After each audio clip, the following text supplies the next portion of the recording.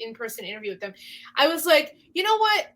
They're just regular dudes. Like, this isn't like this isn't so bad. I was like, they're like, you know, like I'm a human being, they're a human being. We're here talking about the exact same thing. We have the exact same goals in mind. You know, we're in the same field. You know, we're not that different. We actually interviewed Saving Abel and we fucking failed. We didn't fail. We did the questions were good. We just never did an in-person interview before. So we had like too many microphones. We were in Nashville, like outside like inside this convention center with all these people walking around us, and like the questions were good. You just couldn't you couldn't hear and then Dawn was there, didn't even know she was in the video, and then we handed her the microphone. I mean, if it's any help, when I interviewed them, we were up in this green room in a venue here in PA, and I was filming from an iPad, and we didn't have microphones with us at the time because I only just got like portable microphones and I didn't test them yet. And my friend was standing there, and she was like reading the questions off her phone, and I was just like, yeah, this is good. And then somebody commented on something. I was like, just blurting the comments out. I was like, you know what? These poor men. Well, I guess they're used to I guess they didn't say too much. They're used to doing shitty interviews, I guess. Yeah, exactly. Sports about it. We had a great time. Yeah, it was fun, and those guys were super cool. I'm happy that we're not the only ones who kind of. I mean, I think ours was pretty bad. At least you could probably hear what you were saying on yours. Were we kidding? But that's okay. You know, it's fun. We had fun. It was a learning experience for the show, and that's really all that matters. Now, I got a question, though. When you first started podcasting, did you have a bunch of unnecessary equipment? Like, no. I did. I had a bunch of unnecessary equipment. No. At the time, all I had was an iPhone 6S camera. Uh-huh.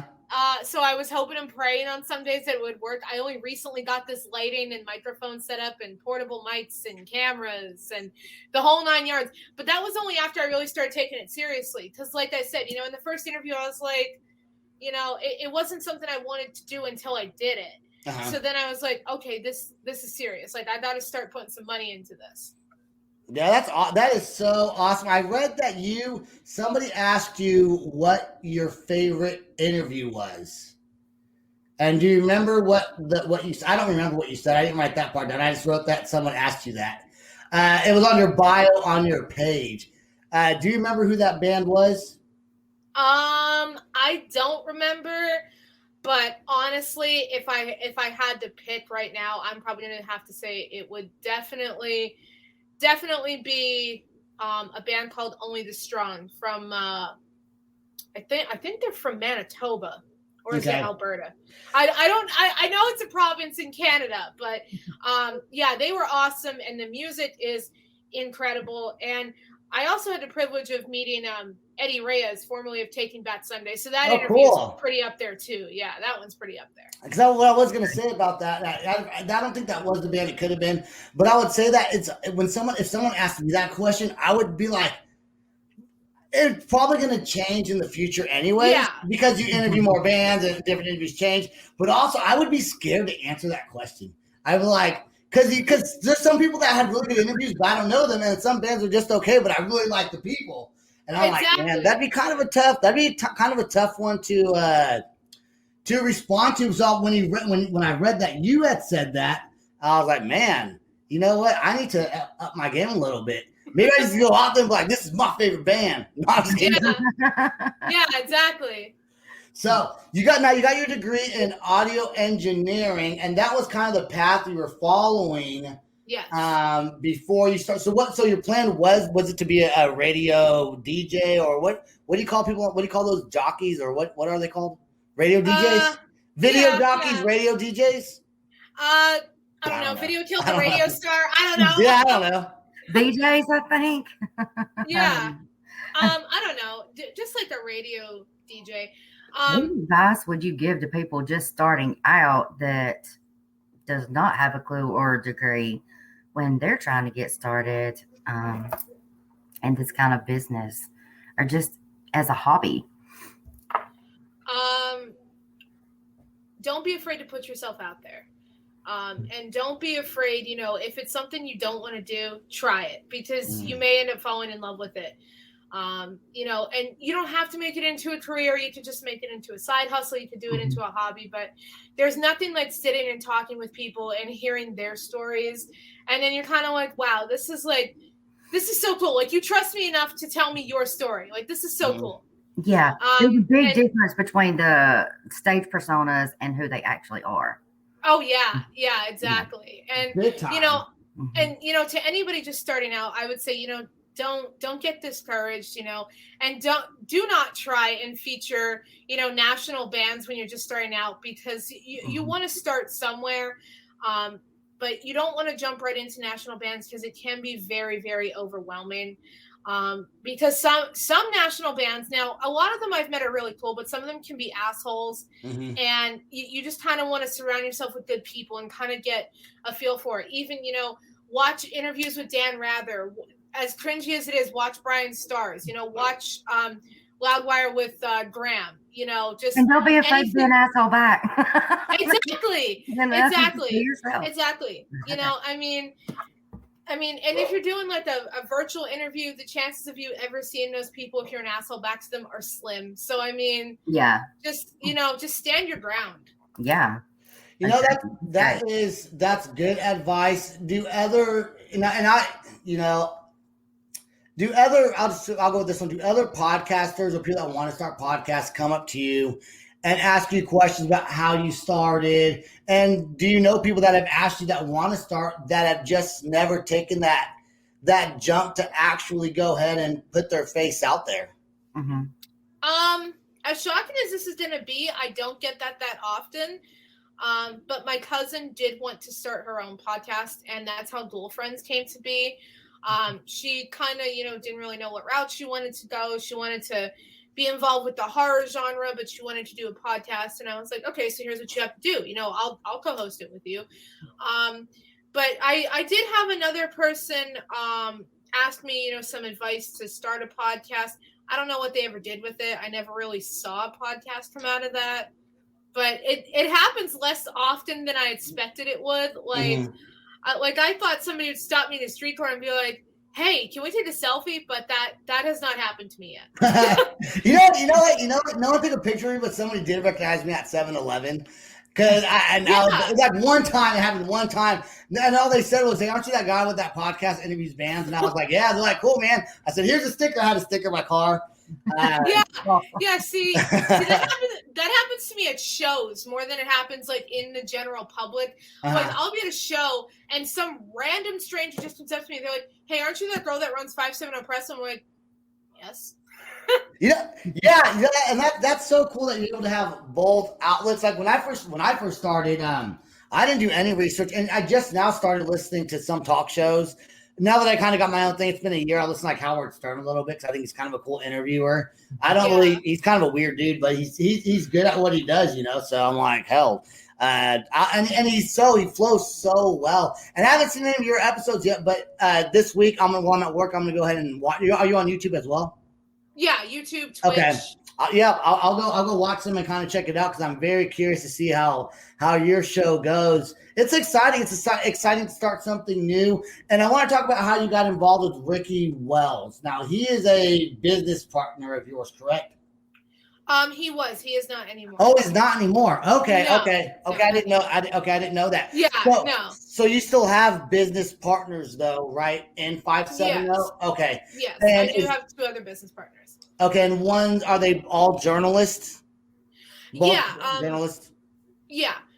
So my cousin is one of them, Jamie Weaver, and then I have super awesome columnist, journalist, whatever you'd like to call him, and his name is Ray Mione. He just joined us in February this year, but the 2 of them are really my business partners. We kind of, convene, and then we have a girl by the name of Emmy. She kind of does like our pictures and all that fun stuff for us. So we work together as one unit. Is there any kind of band, or is there bands that you would turn down? Do you listen to the music first to make sure that they're appropriate for your show, or make sure that you want to interview them? Or is it kind of like they reach out to you, you're going to give them a shot? If they reach out to me, I'm going to give them a shot. Okay. Honestly, regardless, if I like their recent album, regardless if I like their genre, if they want a space to come and talk about their music, I will give it to them. How often are your shows? And also, before I forget, because I will forget if I don't ask, how often are your shows? And do you like get blown up by like hundreds of bands all the time wanting a spot? Yes. Yeah. So isn't that hard to kind of go through? But okay, but let's go back to the first one. How often are your shows? Our music chat is once monthly. Okay. Oh wow. And our Dual Friends podcast is bi-weekly. Okay, that's so only yeah, because the Dual podcast. Friends. That's only because Dual Friends is new. We're trying to bring the music chat back to like 3 or 4 a week, because we did have 3 or 4 a week, but it was just kind of easier for us to manage our personal lives on top of the page and work and everything if we did it once monthly. But as of now, we have 2 coming up like within a week of each other. So I think that'll kind of be the little push we need to get back into doing that as often as we were. Okay. And I saw 4 categories on your website. You have music reviews, you have music reviews, artists and bands, show reviews, and interviews. So music reviews, is that just hearing somebody's new song and giving your own personal kind of opinion or take on the music? And yeah. And this is why I love having Ray as one of my journalists. He is very to the point. Like he can listen to a record and pick out what he likes, what he dislikes, done. Me, I'm like sitting here, I'm like going track by track. I'm like, okay, in track 1, here's what I like. Okay, in track 2, here's what I don't like. And it's like a nice even balance, because he's short and to the point, and I'm just like over the top, like in detail. That's awesome. And then artists and bands. What's that about? What's the artists and bands part of the website? Artists and bands is basically like press releases, events that would be coming up. Pretty much just anything that they need help promoting that we can promote. Like if you come to me tonight and you tell me you have an event tomorrow, it's definitely not getting on the website. But like if you give me enough time to get it on the website and do a press release, it'll be on the website. Okay, and then interviews, obviously, do you now when you interview a band, do you also write out all the questions and answers for your website, or is that just stay with audio, video? I used to write them out. I wrote them out for 2 bands, and it's very tough to do. So sometimes we have submissions that the artist is not comfortable doing a phone interview or an audio video interview, so we do it via email. Oh, really? Yeah. So you just email back and forth. You know, somebody asked me, somebody wanted to email me a questionnaire from some magazine, I forgot what they're called. And I was like, sure. Honestly, though, I don't want to take the time to write it out. I'm like, I don't want to. Like, talk to me in person, because I don't feel like sitting there and thinking about it and I'm going to overthink it, and it's going to be quite not. It won't be as fun for me to do, anyways. Mm-hmm. Yeah. And you got to have fun and enjoy it. So. Oh yeah, absolutely. I mean, I prefer the audio video interviews, but I'm not opposed to the email interviews, right. And that's because a lot of times I'm already familiar with the band and I already know what I want to ask them. So I just have like a general like consensus that I go off of. I'm like, okay, I want to ask them this, I want to ask them that, and I go through older email interviews that I had already done, and I'm like, okay, that was a good question. Let me pull that out. Mm-hmm. Yeah, I think it's super neat. Dawn, did you have any questions that you wanted to go in before we kind of give her the stage to any last things that she wanted to? I know I put my co-host on the spot like that. Any last questions?